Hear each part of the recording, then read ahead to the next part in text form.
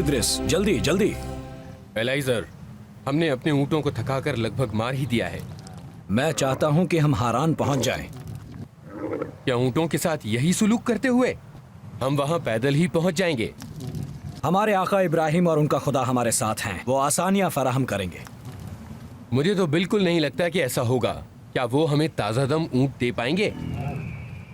ये उनके लिए कोई मुश्किल काम नहीं है।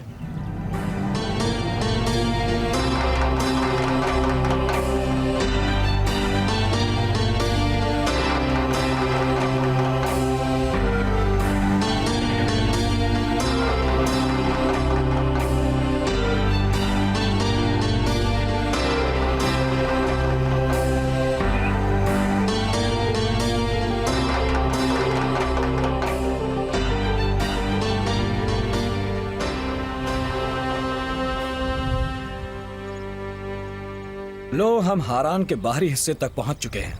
अब आगे क्या करना है? ऊंटों को यहीं मालिक की निगहबानी में छोड़ दो।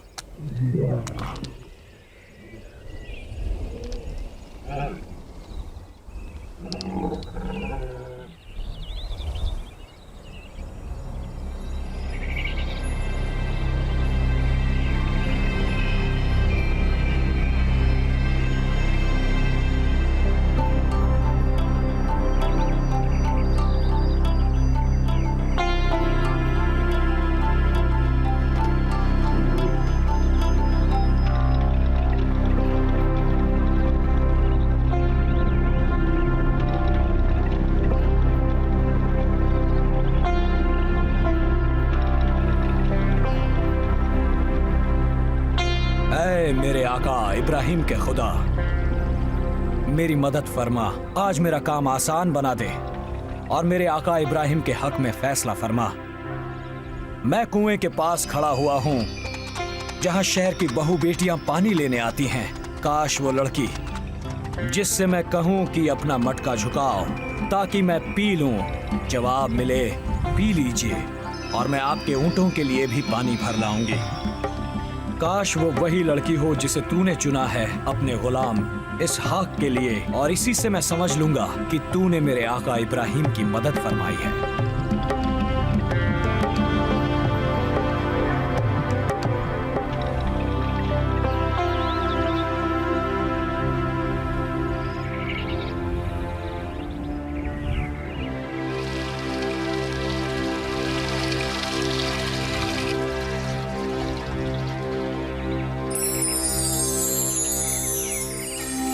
मैं इल्तिजा करूंगा मोहतरमा, मुझे अपने मटके से जरा सा पानी पिला दीजिए। जी अच्छा, पीजिए मोहतरम।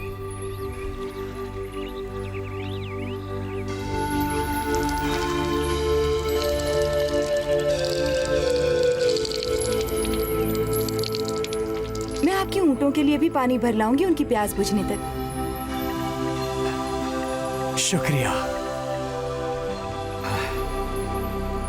तेरा लाख लाख शुक्र है।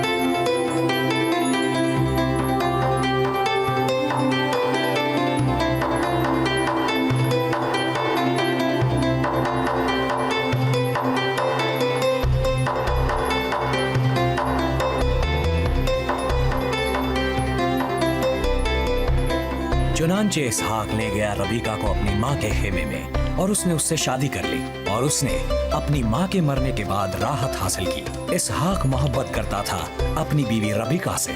खुदा ने करम फरमाते हुए उसे मवेशी, कुएं और गुलाम अता किए। उसके वालिद इब्राहिम की बदौलत रबीका 20 साल तक बांझ रही। इसहाक ने खुदा से दुआ की अपनी बीवी की खातिर, तो उसके जुड़वा औलाद हुई।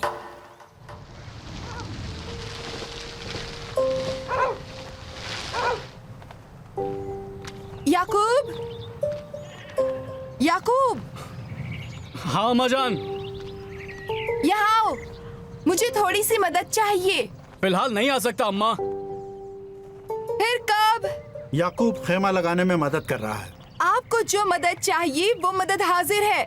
अपनी माँ के पास जाओ, कमजोर माँ के बेटे, शायद उसे तुम्हारी भी जरूरत है खेमे में झाड़ू देने के लिए, और जूतियों से धूल भी झाड़ दो, या शायद फटे कपड़े भी सीने हो। जाओ। यीशु बस करो। याकूब तुम जाओ अपनी माँ के पास। यीशु, क्या तुम समझते हो कि शिकार करना इंसान को अक्लमंद बनाता है? बेशक, शिकार करना इंसान को अक्लमंद और दौलतमंद बनाता है। अच्छा, तो तुम्हारी सोच ये है? जाओ याकूब। बावर्ची खाने के धुएं की महक तुम्हारे अंदर फंस गई है। आटा गूंदने से तुम्हारे हाथ सूज गए हैं। जाओ।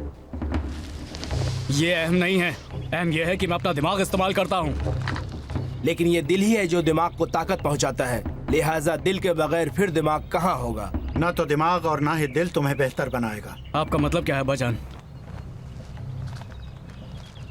जैसा कि तुम्हारे दादा इब्राहिम ने तुमसे कहा था, अगर तुम ये जानना चाहते हो कि तुम्हारे खुदा के लिए क्या अहम है, तो तुम्हें पहले पहचाननी होगी खुदा की आवाज। उसकी आवाज की फर्माबरदारी से हर चीज अहम हो जाती है। याकूब, जाओ। अगर तुम माँ की फर्माबरदारी नहीं कर सकते हो तो खुदा की कैसे करोगे? जाओ, उसके पास जाओ। चुप रहो यीशु। मैं बड़ा हूँ, अपने बाप की पैलौठी की औलाद मुझे हूँ। दिखाओ तुम्हारे पैलौठे के हक का तुम क्या करोगे? मेरी बादशाहत होगी जहाँ तक तुम्हारी आंखें देख सकती हैं। बहुत हो गया यीशु। अब जाओ याकूब और अपनी अम्मी जान का हुक्म बजा लो। जाओ मेरे बेटे। हाँ भाईजान, अब मैं जाऊंगा। अब तुम जाओ अपनी अम्मी के मुंह चढ़े लाडले। यीशु, तुम दोनों में आखिर बनती क्यों नहीं? वो कमजोर दिल शख्स है। वो नर्म दिल इंसान है। उसका दिल खातूनों जैसा है। नर्म दिल कुम्हार के हाथों की मिट्टी की तरह है और कुम्हार उसे फायदेमंद शक्ल दे सकता है, या फिर वो दो अच्छे सैंडल खराब कर सकता है।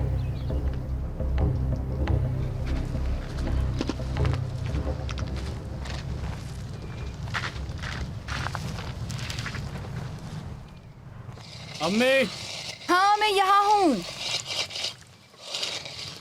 तुम्हें क्या चाहिए माँ? मेरी ख्वाहिश है कि तुम ये खीर बना दो। लेकिन मैं ये कैसे बनाऊं? देखो, इस तरह। ठीक है? ठीक है अम्मी।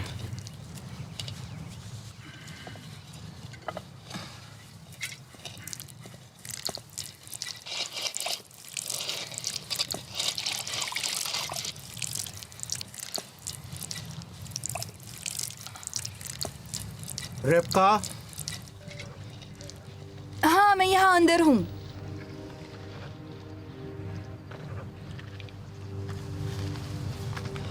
मैं तुमसे अपने बच्चों के बारे में बात करना चाहता हूँ। अच्छा, जरा बैठ जाओ।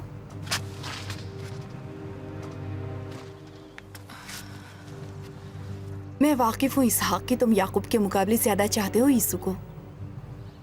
रिबका, तुम याकूब को संभालो। वो मर्द है और उसे मर्दों जैसे काम ही करने चाहिए। जैसे कि शिकार? हाँ, जैसे शिकार। तुम हमेशा अपने भाई इस्माइल के बारे में बोलते हो कि वो तुम्हारे बाप का कितना चहेता था, तीरंदाजी में मशहूर था। देखो, अगर मेरा ख्याल पूछो तो मुझे लगता है कि तुम बनाना चाहते हो यीशु को दूसरा इस्माइल। देखो, तुम याकूब को उसके हाल पे छोड़ दो। याकूब को अपने साथ रखो, उसे सिखाओ। वो ज़हीन लड़का है। तुम कोशिश करो, वो जल्दी सीख सकता है। मैं कोशिश कर चुका हूँ। तुम्हें याद है इसहाक, आका ने मुझ पर क्या इंकिशाफ किया था? जब मैं हामिला थी, तुम्हारे शिकम में 2 कौमें पल रही हैं, जिससे 2 कबीले वजूद में आएंगे। एक के मुकाबले में दूसरा ज्यादा ताकतवर होगा और बड़े छोटों की खिदमत करेंगे। मुझे पेशीन गोई का इल्म है, तुम हमेशा उसे दोहराती रहती हो, याकूब के सामने भी। खुदा ने हमारे जुड़वा के बारे में उनकी पैदाइश पर बता दिया था। मुझे नहीं लगता कि इसे बार बार याकूब के सामने बोलना ठीक है, क्योंकि ये बात याकूब को उकसाएगी कि वो खुद को अपने भाई से बेहतर वो बनाए। जुड़वा जरूर है, मगर दोनों ही बिल्कुल मुख्तलिफ हैं। अब्बा, मैंने आपके लिए हिरन का बेहतरीन गोश्त तैयार किया है। मैंने ऐसा गोश्त कभी नहीं चखा। मुझे यकीन है आप भरपूर लुत्फ उठाएंगे। भाई वाह, मजा आ गया। देखा तुमने? मैं देख रही हूँ कि आप बच्चों के दरमियान फर्क करते हैं और यही बात आखिर में आपके खिलाफ जाएगी। ज्यादा कारआमद कौन है, वो जो खाना पकाए या फिर वो जो शिकार करे? दोनों ही अहम हैं। क्या बात है, मैंने दुनिया की ज़हीन तरीन खातून से शादी की है।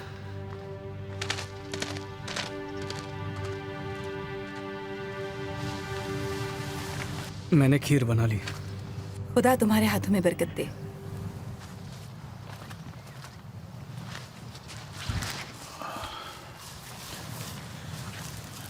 मैंने आप दोनों की बातें सुन ली हैं। माफ करना याकूब, तुमने अपने वालिद की बातें सुन ही ली।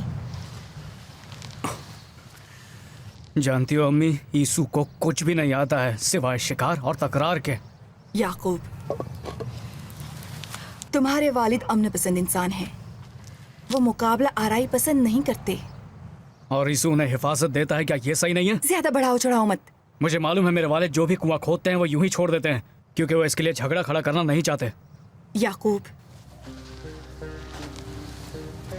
अगर यहाँ से हट जाने से झगड़े का मुंह काला हो सकता है तो टल जाना बेहतर है। तुम्हारे वालिद सीधे साधे इंसान हैं। उनका शौक और जरूरतें सादा हैं। वो अकेले बेटे थे और मेरे दादा इब्राहिम ने उन्हें वो सब कुछ दिया जो वो चाहते थे। तुम्हारे दादा की निगरानी में पले बड़े। अम्मी, मैं किसी के तहत रहना नहीं चाहता। मैं अपने दादा जैसा बनना चाहता हूँ। याकूब, होशियार रहना जो भी तुम कह रहे हो। तुम्हारे दादा और वालिद आजमाइशों से गुजरे हैं। कौन सी आजमाइश? एक बाप से कहा गया अपने बेटे की कुर्बानी देने को। मेरे आका इसहाक, मेरे आका इसहाक, मेरे आका इसहाक, यीशु, याकूब, आओ तुम सब आ जाओ। क्या हुआ अलीअज़र, क्या हुआ? मेरे आका इब्राहिम, आपके वालिद, उनका इंतकाल हो गया। क्या ऐसा ही हुआ? ओह, ये क्या हो गया?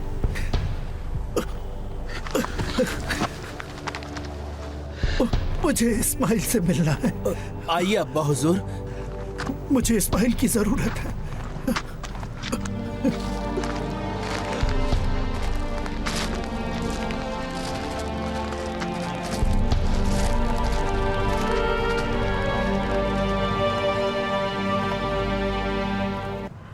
मेरी वालिदा के मरने पर वालिद साहब ने एक कब्रिस्तानी गार खरीदी थी, मकफिला, यहाँ हिब्रून में। बस यही कुल मिल्कियत है? नहीं नहीं, उन्होंने गार के साथ साथ सामने वाला मैदान भी खरीदा था। मैदान और गार, बस यही सब कुछ है?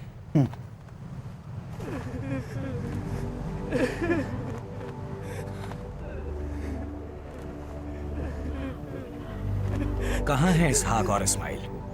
हम हाजिर हैं। आरामदेह कमरे में। मैं जाकर उन्हें बुलाता हूँ।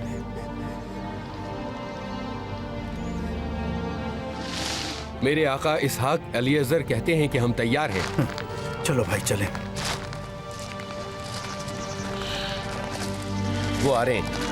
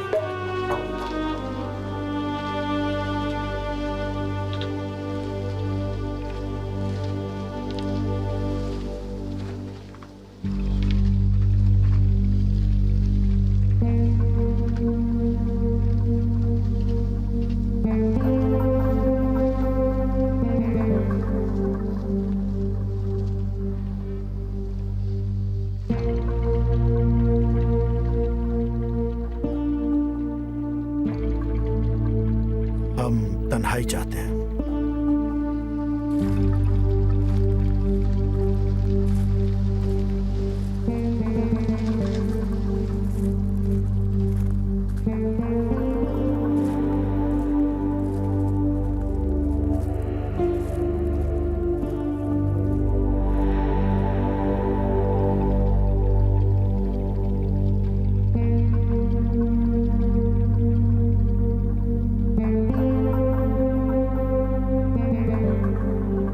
सही कहा आपने।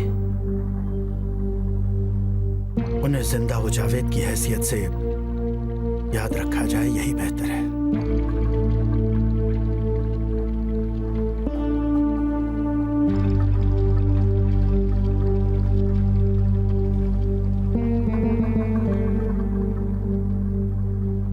आओ।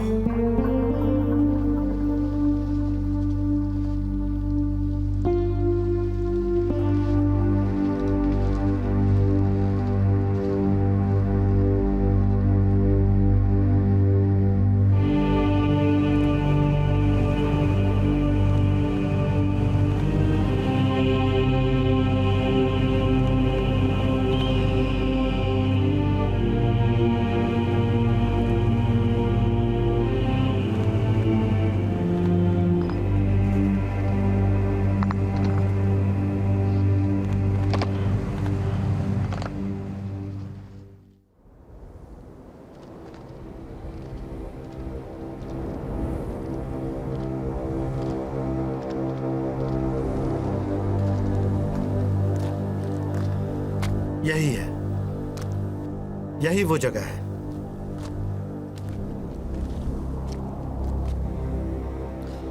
यही वो कुर्बान गाह है जहां मेरे वालिद ने मेरी कुर्बानी पेश की थी।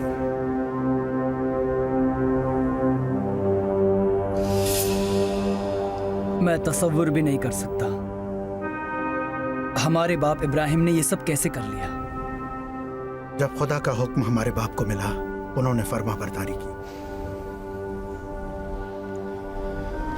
मेरे 12 बेटे हैं, मेरी रूह एक को भी छूने की हिम्मत नहीं कर सकती। लेकिन इब्राहिम के लिए खुदा का हुक्म सबसे अफजल है, चाहे अपने बेटे की कुर्बानी ही क्यों ना देनी पड़े। ये बहुत मुश्किल है। जब अब्बा जान ने तुम्हें और मां को उस दिन घर से दूर भेज दिया था, मैंने देखा मेरे वालिद दिल बर्दाश्ता थे। वो अपने आंसू छुपाना चाह रहे थे। उन्होंने हुक्म खुदा पर तुम्हें कुर्बान किया। ये नाकाबिले बर्दाश्त था और जुदाई गमअंगेज। मुझे तुम्हारी बहुत याद आई। हाँ, मुझे इल्म है। मेरे खुदा हाफिज कहने पर तुम्हारा चेहरा गमगीन था। उस दिन तुम्हें खुदा हाफिज कहते हुए कलेजा मुंह को आ रहा था। मैं तुम्हारी कमी शिद्दत से महसूस कर रहा था इस्माइल। खुदा ना करे कि मैं तुम्हारी जगह हूं इसहाक। जहां तक मेरा ताल्लुक है, खुदा ने मुझे 12 सेहतमंद तवाना बेटे दिए हैं। मैं हर रोज उसका शुक्र अदा करता हूं। तुम्हारी मौजूदगी मेरे लिए कितनी राहत बख्श है इस्माइल। हाँ, तुम्हारा साथ भी किस कदर राहत ज़ा है इसहाक। अपने वालिद और तुम्हारे बीच अपनी गैर मौजूदगी का अफसोस रहा। खुदा तुम्हारे तमाम कामों में तुम्हारी रहबरी फरमाए। वो तुम पर भी इनायत की नजर फरमाए मेरे भाई। खैर हो आपके सफर की।